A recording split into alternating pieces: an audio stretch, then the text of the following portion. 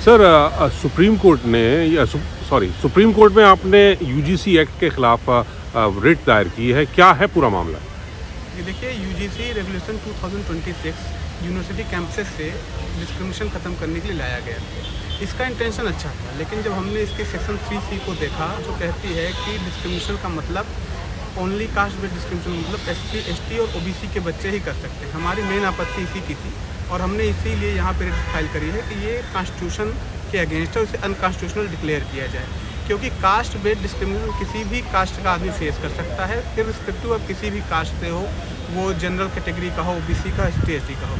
तो इसमें कास्ट को क्राइटेरिया करके जो जनरल कैटेगरी को एक्सक्लूड कर दिया गया, इसी के लिए हम यहाँ सुप्रीम कोर्ट में आए हैं। हमने मेन बात ये उठाई है कि OBC कैटेगरी एक क्लास है, ना कि कास्ट।